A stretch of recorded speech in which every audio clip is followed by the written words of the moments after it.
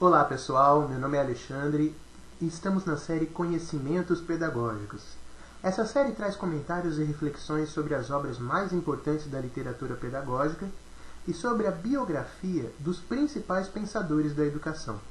Temos o objetivo, com essa série, de servir de parceiros na formação continuada de professores, na preparação para concursos públicos na área de educação ou até para a formação inicial de docentes. Dúvidas, colaborações e comentários serão muito bem acolhidos por e-mail. Será um enorme prazer contar contigo para a constante melhoria desse trabalho. Agora então, falaremos sobre Paulo Freire e a pedagogia da autonomia, saberes necessários à prática pedagógica. Essa é a aula 1 de um total de 2 aulas para essa obra.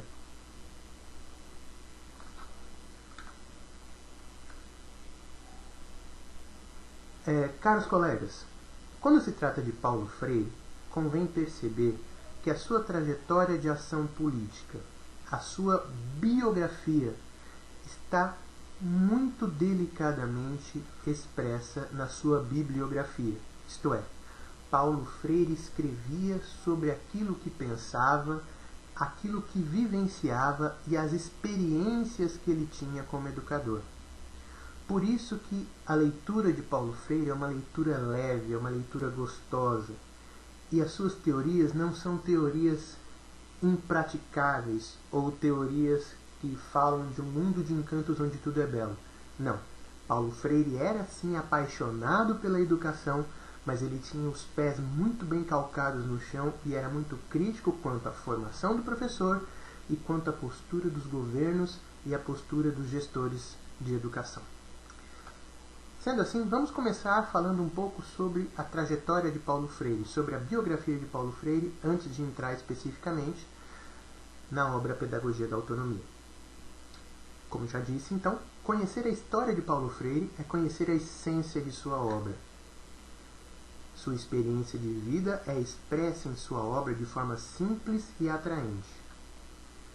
Ler Paulo Freire é se apaixonar pela beleza da docência, mas sem esquecer dos desafios e problemas que essa função traz consigo. Também a pedagogia freiriana é calcada na prática. Seus escritos são sempre resultado de experiências pedagógicas.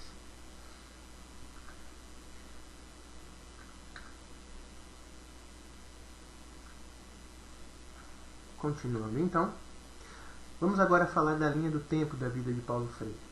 Nome de batismo, Paulo Réglus Neves Freire.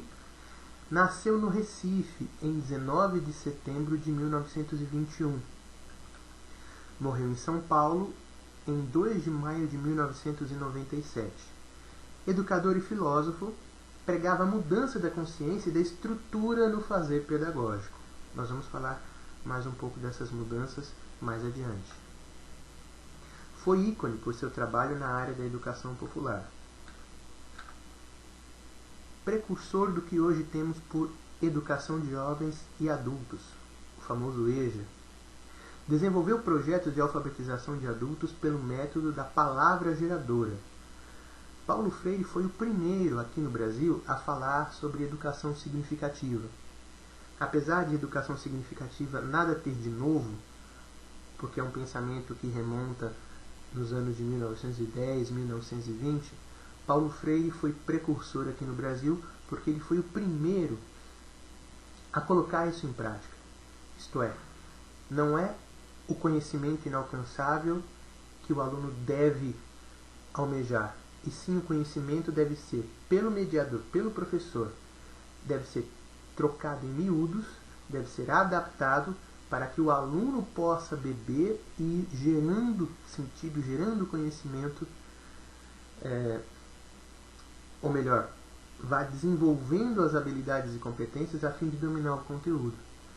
Isto é, você tira a educação, você tira a figura do professor como o grande mestre, mas coloca o professor como parceiro nesse processo de aprendizado.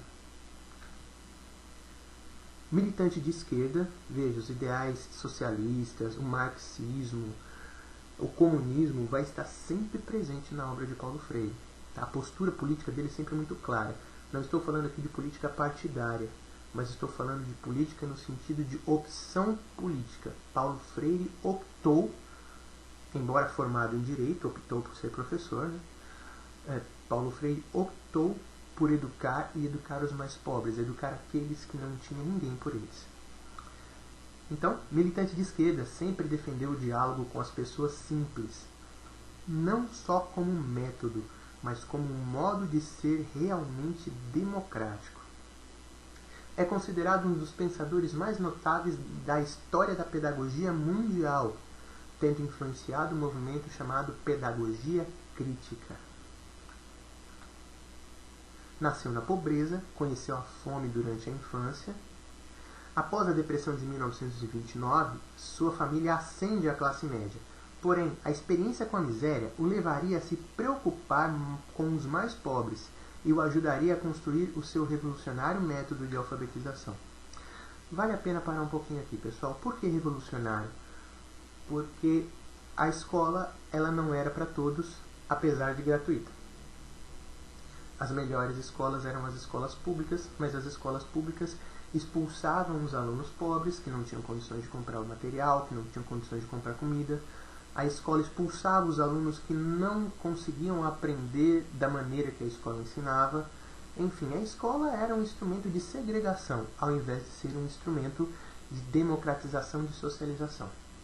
Sendo assim, queridos, Paulo Freire quebra os paradigmas quando ele parte, ao invés de ensinar aqueles que se adaptam ao sistema, ele busca primeiro aqueles que não se adaptaram ao sistema e depois busca mudar o sistema. Ok? Vejamos. Por seu empenho em ensinar os mais pobres, Paulo Freire tornou-se uma inspiração para gerações de professores, especialmente na América Latina e na África. O educador procurou fazer uma síntese de algumas correntes do pensamento filosófico de sua época, como o existencialismo cristão, a fenomenologia e a dialética hegeliana e o materialismo histórico.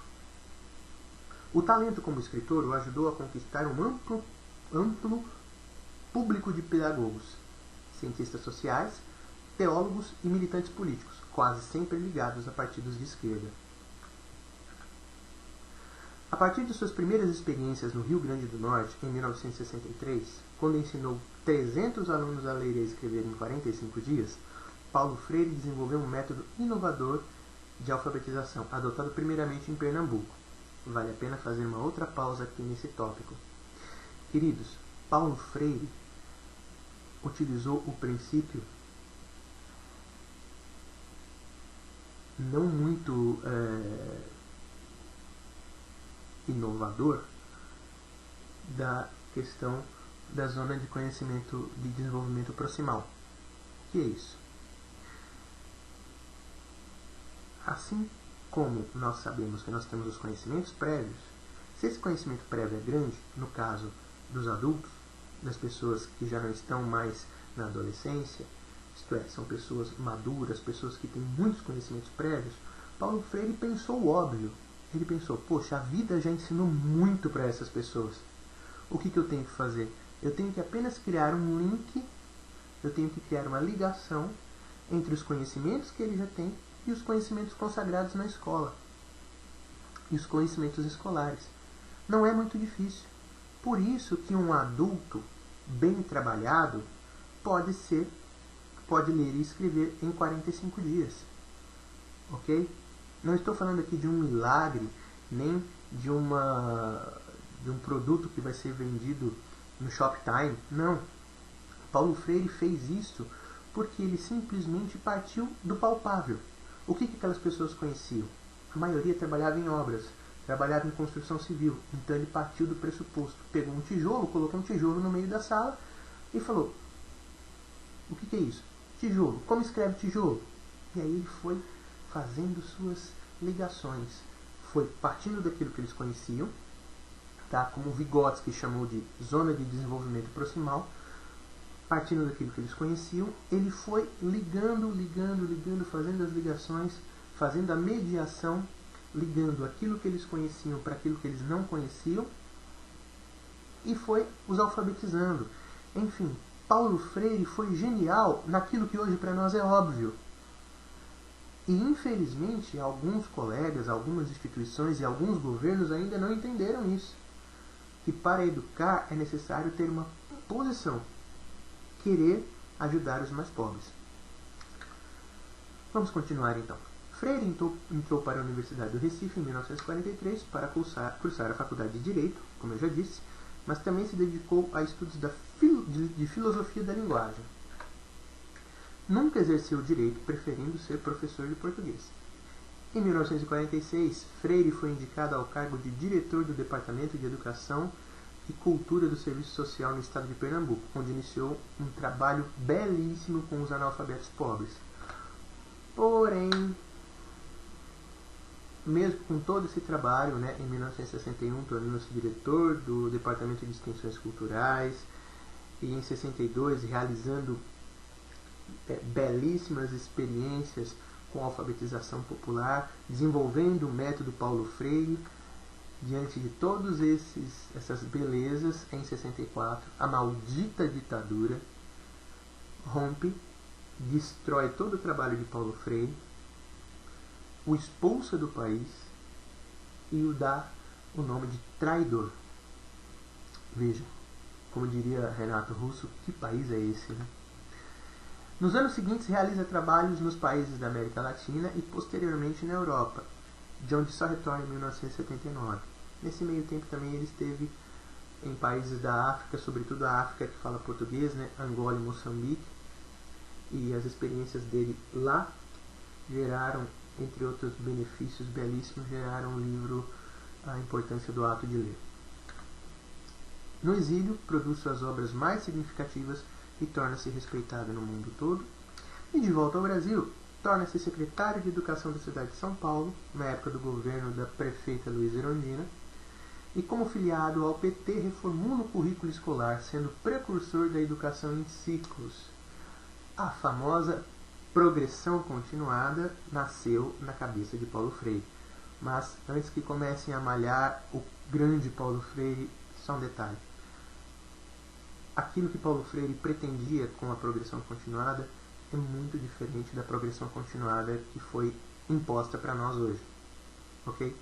Paulo Freire pensava numa progressão continuada começando com uma escola integral, com uma escola onde o aluno tivesse acesso a tudo, desde médico até acompanhamento psicológico, turmas pequenas, professores muito bem remunerados e muito bem formados, podendo assim diminuir fantasticamente a questão da evasão escolar, aumentando a qualidade de aprendizagem e sendo não necessário a reprova. Por isso que Paulo Freire desenvolveu a progressão continuada. Tá? É muito diferente disso que está sendo aplicado agora. Ok? Continuando. Vamos fazer aqui algumas considerações iniciais sobre a pedagogia da autonomia, mas antes falando aqui alguns detalhes daquilo que ele chama de pedagogia do oprimido. Eu não estou me referindo à obra Pedagogia do Oprimido, estou me referindo ao pensamento freiriano, que é a pedagogia, o trabalho educacional em cima, tendo como público os mais pobres. A obra de Paulo Freire, enfim, é uma obra crítica sobre as obrigações do professor enquanto formador de consciência. Ele exige que o professor tome uma posição. Qual é a posição? É a justiça social? É fazer com que os mais pobres tenham uma melhor condição de vida? É fazer com que os mais pobres possam, além de se desenvolver materialmente, possam se desenvolver intelectualmente? É essa? Então você também aplica a pedagogia do oprimido. Ele tem uma visão apaixonada sobre a ação de educar, mas muito ácida sobre as posturas dos governos e dos gestores do processo educativo. Veja bem, Paulo Freire nos fala da boniteza de aprender, na boniteza de ensinar. Ele nos fala dessa coisa maravilhosa da educação, essa coisa que é até emocionante. Quando nós lemos o texto de Paulo Freire, nós ficamos emocionados. mas ele não é como alguns escritores que só falam de carinho, amor e afeto. Ele não é inocente. Ele tem os pés bem calcados no chão e nos fala: nós temos paixão pela educação, sim, nós temos amor por aquilo que fazemos, sim, mas exige de nós uma postura de posicionamento político muito séria e que, via de regra, vai nos levar a nos chocar com esse ou aquele pensamento mais capitalista, mais globalizado. Precursor brasileiro da educação significativa, compreendendo que as pessoas só aprendem quando os conteúdos produzem sentido prático. Isto é, eu não consigo ensinar para as crianças quais são as capitanias hereditárias e os donatários das capitanias hereditárias. Primeiro, porque capitanias hereditárias, para alguém que vive no sul, no sudeste ou no norte, é uma coisa muito distante. Nós não vivenciamos isso. E não há sentido você decorar o nome das capitanias e o donatário, porque isso não vai ter praticidade alguma. Agora sim, compreender como que foi o processo das capitanias hereditárias, por que elas não deram certo, compreender tudo isso é possível sim. Mas o professor tem que criar isso de uma forma significativa. Isto é, criando exemplos práticos na sala de aula.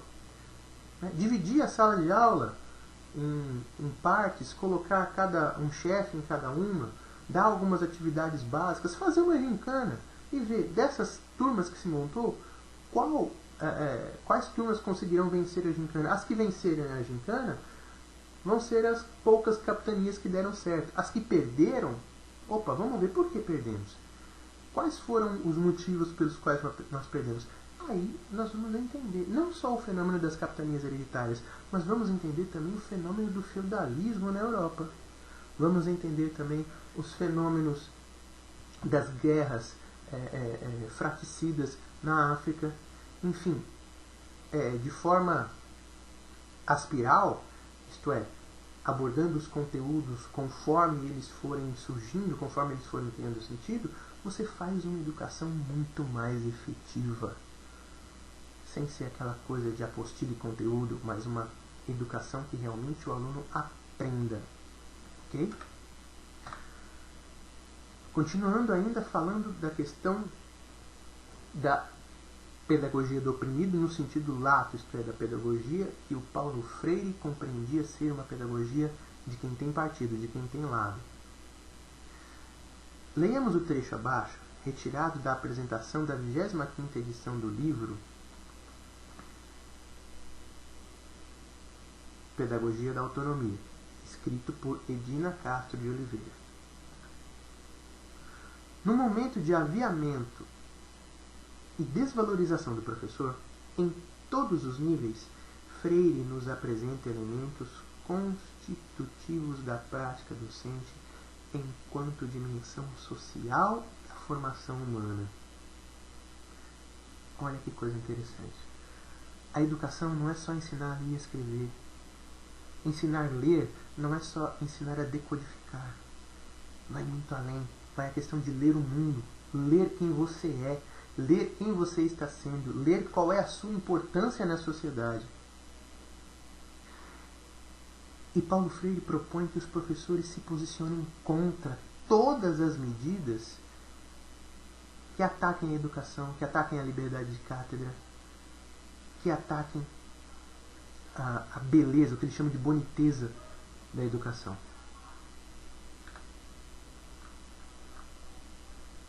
A autora nos alerta sobre a necessidade de adotar uma postura vigilante contra a desumanização e, com o saber fazer, da reflexão crítica e o saber ser da sabedoria exercitados permanentemente. Podemos descobrir as causas da degradação e chegar às razões do discurso fatalista da globalização. Veja, globalização é contra a pedagogia da terra de Paulo Freire. Paulo Freire odeia esse termo globalização, porque globalização é sinônimo de coisificação, é sinônimo de fazer o ser humano tornar-se cada vez mais coisa, cada vez mais objeto, cada vez mais Charles Chaplin em tempos modernos, né? Ficar só apertando parafusos.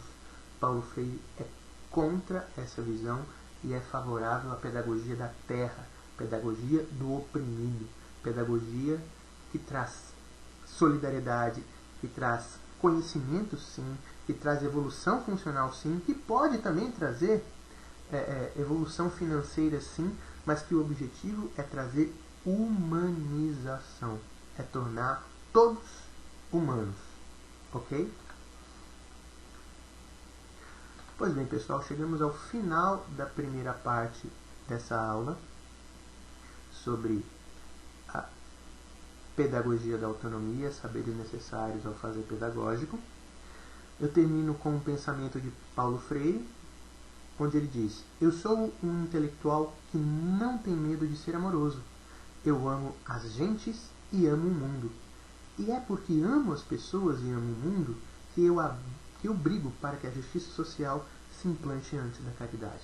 E justiça social, para Paulo Freire, é educação de qualidade, educação humanística que possa fazer com que o homem não precise ser instrumento de políticas sociais paternalistas e que se esforcem para manter o pobre cada vez mais pobre, cada vez mais dependente.